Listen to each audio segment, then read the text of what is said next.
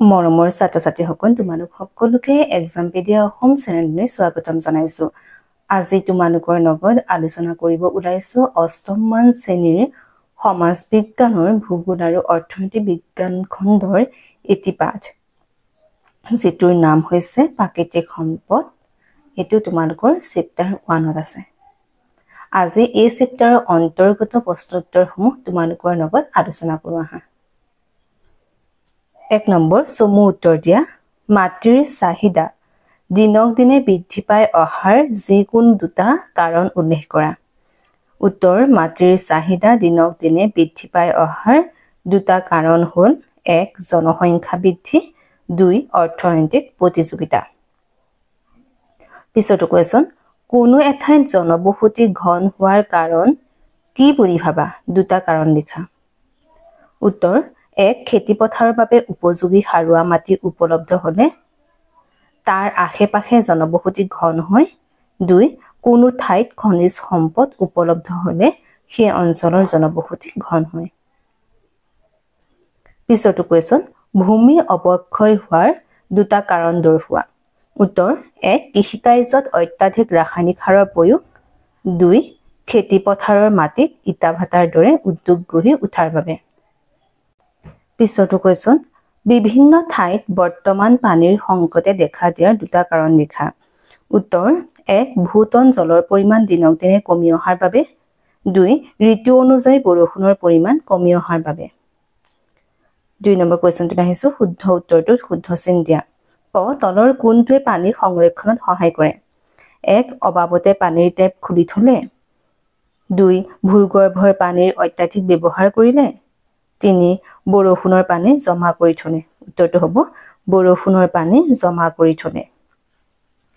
পিছৰটো question, নিৰ্মল পানী পাবলৈ হলে 1 আৱৰ্জনাবোৰ নৈত পেলাব লাগে, 2 পানীত ৰাসায়নিক সাৰ মিহলাব লাগে, 3 পানীৰ উৎসৰ প্ৰদূষিত নোহোৱাকৈ ৰাখিব লাগে। উত্তৰ 3 পানীৰ উৎস প্ৰদূষিত নোহোৱাকৈ ৰাখিব লাগে। পিছৰটো কুৱেশ্যন, তলৰ কোনটোৱে শক্তি সংৰক্ষণত সহায় নকৰে? 1 জীৱাশ্ম ইন্ধনৰ ব্যৱহাৰ অধিক হলে, অপৰম্পৰাগত শক্তিৰ সুব্যৱহাৰ কৰিলে, শক্তি সম্পদৰ ব্যৱহাৰৰ ক্ষেত্ৰত মিতব্যয়ী হলে। উত্তৰ 1 জীৱাশ্ম ইন্ধনৰ ব্যৱহাৰ অধিক হলে। 3 নম্বৰ কুৱেশ্যনটোত আহিছো, ভূমি সম্পদৰ গুৰুত্বৰ ব্যৱহাৰৰ বিষয়ে লিখা। 80টামান শব্দৰ ভিতৰত লিখিবলৈ দিছে।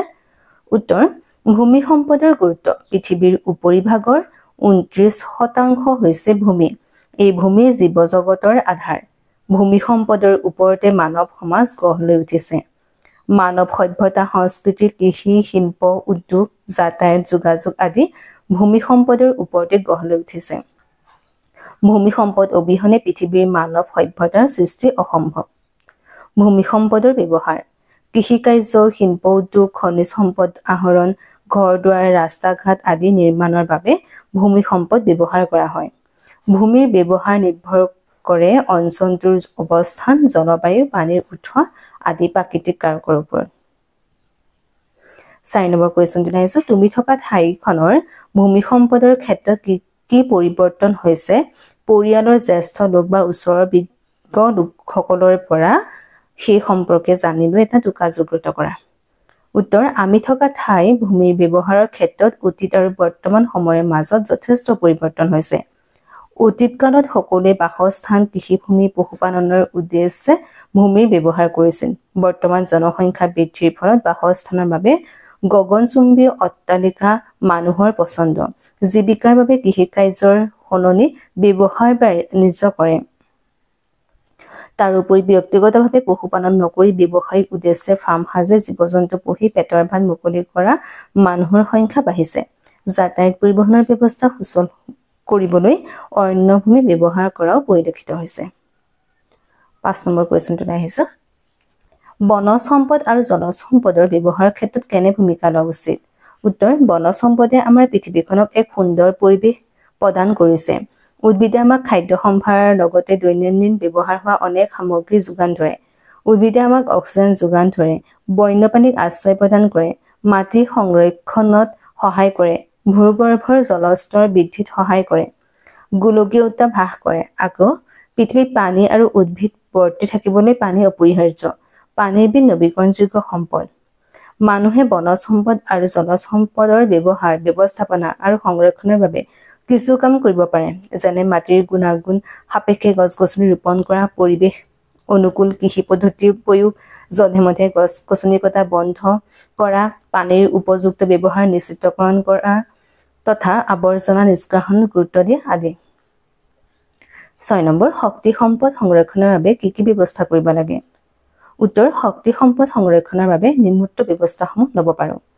সম্পদৰ অপচয় ৰোধ কৰা, সম্পদৰ মিতব্যয়ী ব্যৱহাৰ, সম্পদ সংৰক্ষণৰ প্ৰতি সচেতনতা বৃদ্ধি কৰা।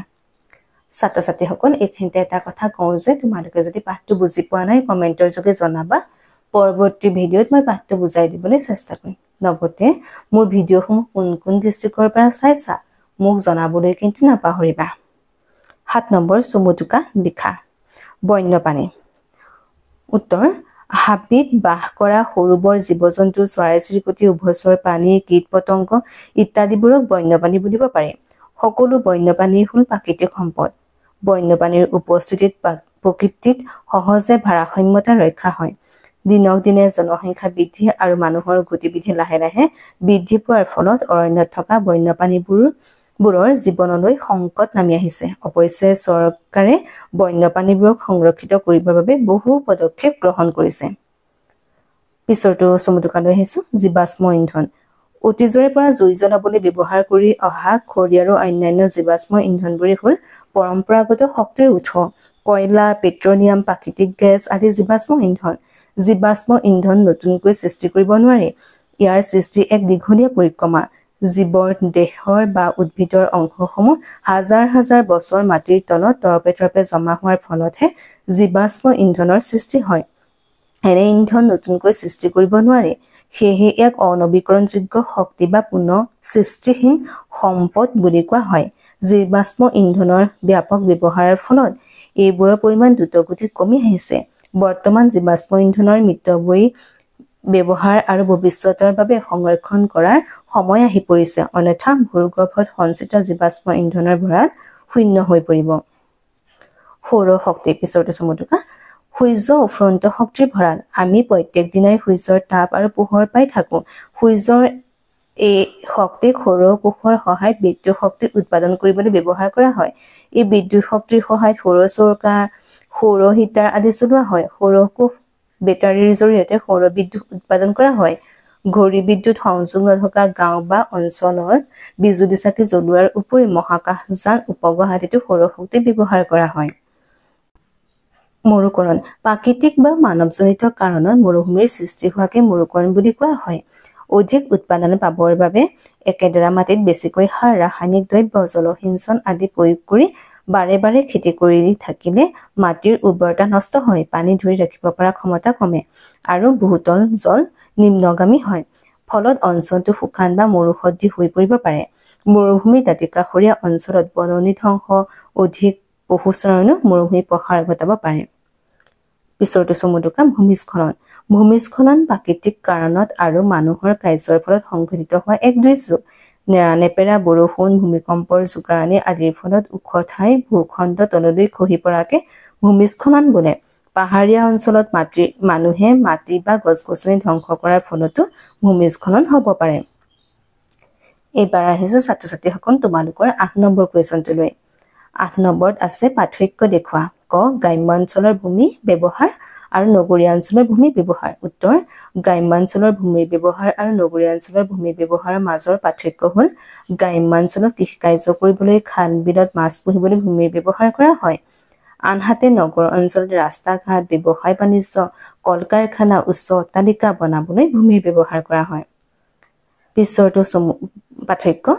পৰম্পৰাগত আৰু অপৰম্পৰাগত শক্তি। পৰম্পৰাগত আৰু অপৰম্পৰাগত শক্তিৰ পাৰ্থক্যসমূহ হ'ল পৰম্পৰাগত শক্তিবোৰ এবাৰ ব্যৱহাৰ কৰাৰ পিছত পুনৰ ব্যৱহাৰ কৰিব নোৱাৰি, কাৰণ ই এবাৰ ব্যৱহাৰ কৰিলে নিঃশেষ হৈ যায়। আনহাতে অপৰম্পৰাগত শক্তিবোৰ এবাৰ ব্যৱহাৰ কৰাৰ পাছত পুনৰ ব্যৱহাৰ কৰিব পাৰি, কাৰণ ই নিঃশেষ হৈ নাযায়। এইবাৰ আহিছোঁ 9 নম্বৰ কুৱেশ্যনটোলৈ তোমালোকৰ।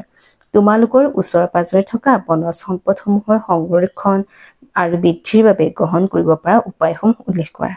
উত্তৰ, আমাৰ ওচৰে-পাজৰে থকা বনজ সম্পদসমূহৰ সংৰক্ষণ আৰু বৃদ্ধিৰ বাবে গ্ৰহণ কৰিব পৰা উপায়সমূহ হ'ল যধে-মধে গছ কটা আৰু পাহাৰৰ মাটি কটা বন্ধ কৰা, ব্যৱহাৰ নোহোৱাকৈ পৰি থকা মাটিত বৃক্ষৰোপণ কৰা, অৰণ্যৰ জীৱ-জন্তু হত্যা বন্ধ কৰি ৰক্ষণাবেক্ষণত গুৰুত্ব প্ৰদান, বনজ সম্পদৰ ব্যৱহাৰ সংৰক্ষণ আৰু ব্যৱস্থাপনাৰ প্ৰতি সকলো সচেতন হোৱা উচিত, সামাজিক আৰু ব্যক্তিগত পৰ্যায়ত বৃক্ষৰোপণত উৎসাহিত কৰা। 10 নম্বৰ কুৱেশ্যনটোলৈ আহিছোঁ, অপৰম্পৰাগত শক্তি সম্পদ কি কি? উত্তৰ, অপৰম্পৰাগত শক্তি সম্পদসমূহ হ'ল সৌৰ শক্তি, জলশক্তি, বতাহ শক্তি, জোৱাৰৰ শক্তি, পাৰমাণৱিক শক্তি, জৈৱ গেছ আৰু ভূতাপীয় শক্তি ইত্যাদি। ছাত্ৰ-ছাত্ৰীসকল, এইখিনি আছিল এই চেপ্টাৰৰ অন্তৰ্গত কুৱেশ্যন এনচাৰ। ভিডিঅ'টো চাই কেনে পালা? যদি ভাল পাইছা লাইক কৰিবা, কমেণ্ট কৰিবা আৰু নিজৰ বন্ধু-বান্ধৱীসকলক যিমান পাৰা সিমান শ্বেয়াৰ কৰিবা যাতে তেওঁলোকো উপকৃত হয়। লগতে মোৰ চেনেলটো ছাবস্ক্ৰাইব কৰি দিবলৈ নাপাহৰিবা। যদি ফেচবুক আৰু ইনষ্টাগ্ৰামৰ পৰা মোক ভিডিঅ'সমূহ চাইছা তেন্তে মোক ফ'ল' কৰিবলৈ নাপাহৰিবা। ধন্যবাদ।